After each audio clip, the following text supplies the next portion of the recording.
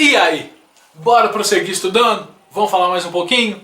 Hoje nós vamos trabalhar aí, dando sequência à parte do nosso paciente crítico, dos cuidados que são desenvolvidos, da atenção que é ministrada a esse paciente. É claro que a gente já falou aí de alguns medicamentos, já falamos do carrinho de emergências, até de equilíbrio ácido básico. Principalmente porque a partir das alterações ácido-básicas que acontecem no corpo, das modificações tanto metabólicas quanto respiratórias, existem consequências na assistência ao paciente, existem modificações que vão surgindo. E hoje a gente vai falar um pouquinho mais sobre sepse e IRAS. São condições importantes, pensando principalmente porque o nosso paciente crítico ele depende dos nossos cuidados, ele depende da nossa assistência e ele precisa de ser assistido durante as 24 horas. Não é à toa que ele está numa unidade, não é à toa que ele está num centro e é um local para terapia intensiva para cuidados intensivos, de forma que toda a assistência prestada ela venha a surtir efeitos, ela venha a trazer a melhoria ao paciente conforme nós esperamos. E o que eu já havia dito, considerando essa unidade de terapia intensiva, a característica da minha clientela, a característica dos meus pacientes, a própria presença constante de vários profissionais que, diferente de outros setores, a quantidade vai ser maior e devido aos cuidados serem intensos, haverá um risco maior, aí eu falei risco maior, de ocorrer infecções relacionadas à assistência, as chamadas de infecções hospitalares, mas aí sofreu uma mudança que a gente fala daqui a pouco sobre o que é. E a questão de sepse, a questão de sepsemia, tá, do desenvolvimento infeccioso que pode ocasionar em um desenvolvimento de um grande número de micro-organismos a partir, é claro, do momento em que ele entra diretamente no sistema circulatório e aí sim pode colonizar qualquer parte do corpo. Pode ser um quadro infeccioso em que ocorre esse quadro de infecção no corpo inteiro ou pode ser só uma resposta muito grande do corpo a alguma infecção que está ali localizada, está numa área. É uma infecção muito grande, muito intensa em uma área do corpo e aí toda a energia do organismo vai para aquela área. Então a gente tem aí quadro de sepse. Então, fica comigo que a gente vai estudar um pouquinho mais sobre isso. E se você está aí, ó, zoneando, se você está aí cutucando seu coleguinha, quer aprender, está aí te atrapalhando, tá? Porque eu sei que você está aí estudando, eu sei que você já pegou o seu papel, eu sei que você já está com sua apostila, você já está com o meu material pronto, eu sei que você está estudando bacana e aí, ó, pega um papelzinho para você anotar. Então, se você está vendo alguma coisa que não deve, está mexendo aí, tá zoneando aí, prestando atenção em coisas indevidas, está trabalhando com algo que não é o momento certo, para tudo. Para tudo. Agora usted agora usted irá quedar-se acá. Fique comigo. Vamos ahora empezar a estudiar un poquito de nuestro paciente crítico. Vamos fazer agora o entendimento do que iba a ser a sepse e de IRAS, tá? Na língua brasileira, claro. Tá? Então nós vamos trabalhar agora aí com esses conhecimentos importantes. Então, é aqui. Hoje nós falamos de sepse e IRAS. Sepse e infecções relacionadas à assistência à saúde. Ah, mas por que não é hospitalar? É hospitalar. A infecção hospitalar foi criado inicialmente, o termo infecção hospitalar ele se estabeleceu. Deixa eu voltar aqui, pera aí. Pronto. O termo de infecção hospitalar ele se estabeleceu inicialmente na década de 70 pelo CDC de Atlanta, lá nos Estados Unidos, no estado da Geórgia. A partir daí, por volta de 72, tá? Por volta dos anos 72, 73, ela dissemina mundialmente o conhecimento sobre as infecções hospitalares, passa então a trabalhar com os protocolos, passa a trabalhar com os guidelines que vão guiar as ações de assistência. Aqui, ó, deixa eu falar com vocês. Vocês acham que essas ações que nós estabelecemos aqui no Brasil, esses vários protocolos de cuidado, de assistência, de precaução de contato de paciente, precaução específica, precaução padrão, vocês acham que isso aí é alguém que bateu a cabeça no chão e acordou e falou assim, hoje a gente vai trabalhar dessa forma? Isso é internacional. A maior parte dos nossos protocolos de assistência à prevenção de infecções, elas são originárias no CDC. Elas vêm do CDC pra gente, elas são estabelecidas pelo CDC. Grande parte dos cuidados que são desenvolvidos em nível mundial, internacional, vem a partir das recomendações do CDC. Do Centro de Controle e Prevenções de Doença de Atlanta, lá nos Estados Unidos. E é claro, norte-americano, mas tem uma representatividade mundial. Então, o que a gente trabalha hoje vem de lá. Então, voltando aqui, infecção hospitalar começou a ser divulgada na década de 70, para ficar mais fácil. Chegou a ideia aqui no Brasil por volta de 1983. E aí, a partir daí, eles foram trabalhando aqui no Brasil de 83 para frente, para que em 1997 fosse dado ponto final.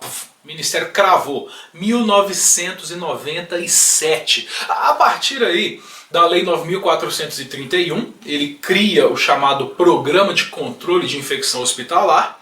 E em 1998, pela Portaria 2616, é que ele cria a CCIH. Em 97, ele já definiu o que é infecção hospitalar. Nós vamos falar dela. Ele define isso em 97. Em 1998, é que é o ponto-chave para começar as ações de controle, oficialmente falando, de infecção hospitalar. 1998. Vou repetir, porque eu acho que você não sacou o que eu falei. 1998, aqui no Brasil, iniciam as ações para controle de infecção hospitalar. Sacou o que eu falei? Entendeu? Se ligou aí, ó, no pensamento? Porque eu estou falando que existem exatamente 22 anos. 22 anos! 22 anos!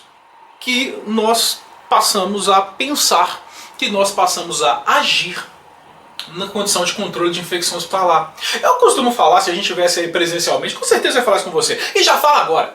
Se você está estudando agora, se você está vendo esse vídeo, e você tem mais de 22 anos, saiba que se você está vivo e você não teve infecção ao nascimento, é sorte. Porque quando você nasceu, há 22 anos atrás, antes disso, você nasceu antes disso, as probabilidades de você se contaminar, de ter uma infecção severa, eram altíssimas. Pra vocês terem ideia, eles usavam até material até então. Eles reutilizavam uma série de itens, depois que vieram descartável. Eles reutilizavam até sonda de aspiração, depois que veio descartável. Reutilizavam catéteres. Reutilizavam agulhas, seringas, depois que vieram descartáveis. As portarias a portaria 4 de 2000, se não me falha a memória agora, da Anvisa, tá? Eu tenho que saber exatamente esse número para falar para vocês, é que estabeleceu o descarte dos materiais de uso único. É que estabeleceu o ponto-chave ali para descartar material descartável, para jogar fora. Então assim, são condições importantes que a gente tem que pensar, e são evoluções, e são melhorias. Então a tendência natural é avançar daqui para frente com as condições de controle de infecção cada vez melhores. Mas tem só 22 anos que aqui no Brasil é trabalhado controle de infecção. É efetivamente trabalhado com controle. Mundialmente falando, de 1970 para cá. Em condições gerais, no mundo inteiro. 1970 que eles pararam, pô, não dá para acabar, então vamos controlar. E se a gente for pensar, 1970, se a gente for pensar que o hospital foi criado em 325 depois de Cristo, é de 325 até 1970 para eles pararem e falar assim, pô, não dá para acabar com a infecção, então vão controlar. E é claro que a infecção nasceu em 98, ela passou a ser chamada de infecção hospitalar, e recentemente ela mudou para o termo de IRAS. Porque quando se fala de infecção hospitalar, eu estou falando de qual ambiente? É a infecção que está no hospital. Agora, quando eu falo de IRAS, assistência à saúde, é só no hospital que acontece assistência à saúde? É só lá dentro? Então é por isso que o termo mudou. É dentro dessa característica que o termo ele foi alterado. Porque quando se fala de IRAS, a assistência ela acontece em qualquer lugar, em qualquer serviço que preste atenção à saúde. E daí que vem a condição desse processo assistencial, desses cuidados assistenciais. Então, as infecções elas se desenvolveram, elas avançaram e passaram a exigir de nós profissionais mais cuidado, mais atenção. Então, bora estudar um pouquinho, bora entender um pouquinho mais do processo. Sepse é um termo que é utilizado aí para trabalhar, para dar significado às manifestações graves, complexas, que vão acontecer em todo o organismo e, claro, manifestações que são produzidas por uma infecção. Manifestações que ocorrem por um quadro infeccioso. É antigamente chamada de septicemia ou até mesmo infecção no sangue. Antigamente a gente falava, não, a pessoa está com septicemia, está com infecção no sangue, ou até mesmo infecção generalizada. E generalizada por quê? Olha que interessante. Por que que fala que é generalizada? Porque é infecção no sangue. E onde que está localizado o sangue? Hã? Aonde? Isso, no corpo inteiro. Então, se há uma infecção no sangue, o sangue está no corpo inteiro, é claro que vai trabalhar com essa infecção generalizada. Sepsemia, sepse. Hoje trabalho com sepse. É uma infecção que pode estar localizada em apenas um órgão. Tá? Então, quando se fala em sepse, pode estar localizado só numa parte, só num órgão. Como, por exemplo, ele pode estar no pulmão. Pode ser uma pneumonia. Não, quer dizer que a pneumonia pode ser sepse? Pode! Pode ser uma sepse, sim. Porque ela vai se desenvolver de uma forma tão intensa que o organismo, todo o processo de desenvolvimento, de combate àquela infecção, todas as alterações, elas vão ficar voltadas para a região pulmonar. É uma possibilidade. E que vai provocar resposta inflamatória em todo o organismo numa tentativa de combater o agente infeccioso. Provoca uma reação tão intensa no organismo para combater esse processo de infecção, para combater esse desenvolvimento. Agora, é claro que ela pode sim ser uma bacteremia em que há o desenvolvimento bacteriano na corrente sanguínea e aí se espalha para todo o corpo. É responsável aí por aproximadamente 25% da ocupação de leitos em unidades de terapia intensiva do Brasil. É a principal causa de óbitos, sepse. É a principal causa que leva à falência múltipla de órgãos, sendo uma das principais causas de mortalidade tardia. Tardia, porque ela vai se desenvolvendo, ela vai evoluindo, superando aí, nesse caso, infarto e câncer.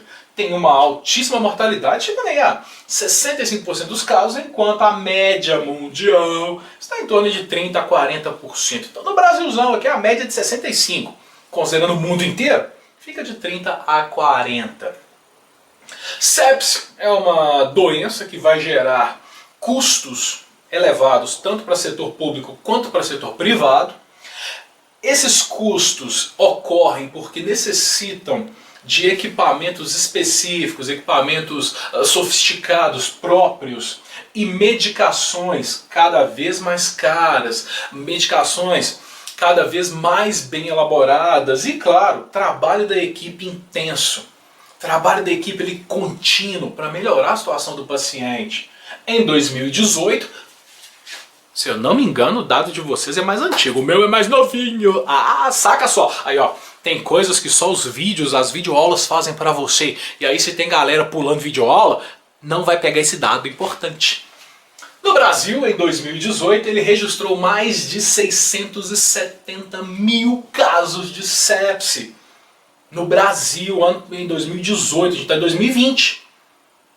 Mais de 670 mil casos de sepse. E desses 670 mil, 50% foram fatais, 50% foi óbito. 335 mil casos de óbito. Tá, então em 2018, vou voltar aqui, ó, segue o percentual. Aqui foi falado que a mortalidade pode chegar a 65% dos casos. Em 2018 foi 50% cravado. No mundo inteiro, a Organização Mundial de Saúde ela estima que 31 milhões de casos são diagnosticados por ano, sendo que 6 milhões desses casos eles são fatais. Então a OMS estima, tá, que 6 milhões dos casos são fatais. Voltando então, a OMS está tendo uma médiazinha inferior, que era de 30 a 40, já está sendo estimado, tá, aproximadamente aqui, eu diria que 20% dos casos, tá, que estão sendo fatais de acordo com a condição da OMS. A sepse vai ser classificada, tá, como sepse de acordo com os termos antigos, mas existem alguns termos mais atuais, alguns termos mais novinhos. Antigamente, quando falava de sepse, hoje já está falando aí de uma infecção sem uma disfunção, sem uma alteração direta. E é caracterizada por uma infecção, seja ela suspeita ou confirmada, sem uma disfunção orgânica, sem alguma alteração orgânica significativa, de forma independente, com a presença ou sinais, tá, de síndrome da resposta inflamatória sistêmica, sem a presença ou sinais dessa síndrome da SRIS, síndrome da resposta inflamatória sistêmica.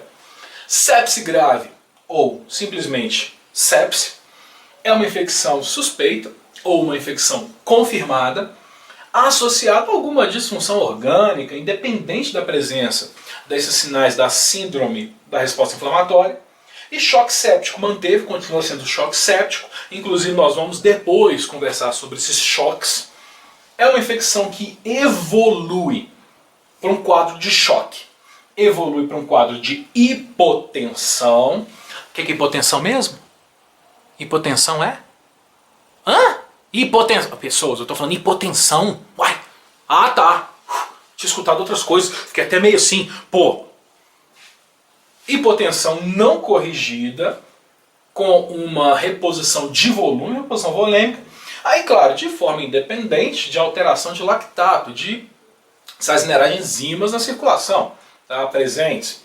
E aí vai a questão do conhecimento. Por que entender sepse é importante? Aqui vem alguns desenhozinhos, tal slidezinhos, para explicar que o conhecimento é fundamental para salvar a vida do paciente. De forma que, não estou me sentindo bem, deve ser uma gripe, eu não estou nem aí, preciso ir no médico, não. Não, mas você tem que ir, às vezes não é só uma gripe, né? Pode ir, pode procurar. Não, mas além da gripe eu estou com muito sono, estou com muita sede, não urinou durante todo o dia, a tosse não para, ou seja, o cara está com uma gripe que tem sede intensa, que não tem diurese, que tem ali febre, tosse, não é só gripe.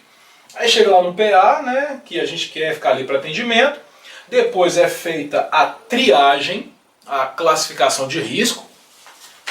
Vocês lembram, né? Sim, professor, a gente lembra, tá vendo? Aí, ó, até pelo EAD a gente conversa. E aí é feita a triagem do paciente.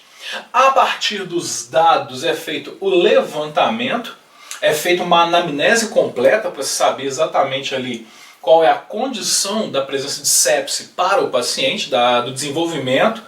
É feita a coleta de exames laboratoriais, iniciando aí a condição do exame de sangue, no hemograma, claro, com as avaliações e monitorização do paciente, indicando aqui no exemplinho que ele tem sepse e pneumonia. E a menina pergunta o que é sepse. Aí o médico explica. É uma infecção que vai atacar vários órgãos, vai provocar uma resposta muito intensa, já foi chamada de septicemia, então ela afeta várias estruturas orgânicas a partir de um quadro infeccioso. Tá? E aí fala, né, que bom, que trouxe a tempo, resolveu rápido o caso do paciente, atendeu corretamente, o paciente melhorou, o paciente recuperou. Então o conhecimento é importante. E aqui vem um fluxograma para triagem de sepse. Tá? Um fluxograma que traz as diretrizes para verificar se o paciente está apresentando quadro de sepse ou não. Logicamente que esses quadros de avaliação, eles passam inicialmente por toda uma triagem e pelo estabelecimento de protocolos de acordo com a resposta inflamatória sistêmica do paciente. Por exemplo, está tendo uma frequência cardíaca superior a 90 batimentos, associado com uma frequência respiratória acima de 20 movimentos por minuto, uma temperatura axilar, uma temperatura corporal acima dos 37,8 ou abaixo de 35 graus, somado ainda com alteração laboratorial de leucócitos acima dos 12.000 ou abaixo de 4.000, uma leucopenia, uma leucocitose, e um desvio, tá, que pode acontecer em outros aspectos. Hipotensão, sonolência, agitação, saturação de oxigênio abaixo de 90, exames laboratoriais alterados com plaquetas e bilirrubina, ou seja, o somatório desses exames, juntamente com a avaliação clínica do paciente, para se seguir ao protocolo de assistência, é que vai definir que esse paciente está com sepse. Agora, saca só, dicas importantes aqui, ó. Como que a gente tem ideia ali, como que a gente reconhece o básico de um quadro de sepse? É claro que, não, tá com sepse! Não, não é isso, tá? Eu não estou falando que qualquer coisa ali é sepse. Mas como que a gente pode ter uma noção de que talvez a sepse esteja se instalando, a sepse esteja se desenvolvendo? E aí pode. O paciente, claro, para falar que é sepse, aqui, ó, tem que apresentar pelo menos 2 sinais para começar a falar que é sepse. Ou seja, temperatura acima dos 37 ou 37,8 ou abaixo de 35. Taquicardia, 90 batimentos por minuto. Mas professor, tá, eu sei, você vai falar assim comigo. Mas a frequência cardíaca normal, ela não é acima de 100? Sim, a frequência cardíaca normal é acima de 100. Mas somada a uma frequência cardíaca, a pessoa pode estar de boa. 94, 95, 96, é normal, não tem nada. Ótimo.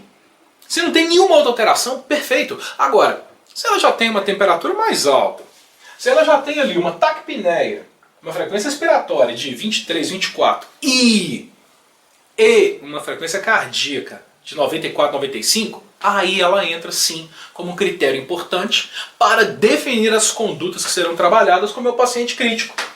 Uma taquipneia de 20 movimentos para cima e, claro, alteração no hemograma, taxa de leucócitos muito alta, uma leucocitose, ou uma leucopenia abaixo de 4.000. Tá? Então, são alterações importantes que podem surgir. É claro que uma dessas situações, ou ainda critérios que vão aí determinar alguma alteração orgânica, alguma disfunção, como rebaixamento do nível de consciência. Acorda aí, ô! Acorda aí, anda! Não altere seu nível de consciência na minha aula. Se liga! Dispneia e até mesmo uma alteração da saturação de oxigênio, ela está abaixo de 90. Oligúria, quadro com redução do volume urinário e, claro, hipotensão, tá? Uma pressão mais baixa do que o normal. Esse ponto é chave. Mais baixa do que o normal. Por quê? Logicamente que a gente tem aí pela Sociedade Brasileira de Cardiologia pressão arterial normal fluindo, tá, de 120 por 80, que é o nível ideal, o ótimo, o excelente, o top das galáxias. Mas a gente pode considerar como normal aí 110, 120, 130, 70, 80, 90, nessas faixas aí para sistólica e diastólica estão normais.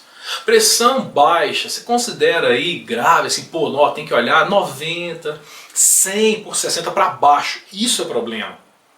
Tá? Então hipotensão na condição geral do paciente, isso é condição geral. Agora, a pessoa está aí ó, de boaça, tranquila, consciente, lúcida, ativa, e a pressão dela está 110 por 70. Essa é a pressão normal dela.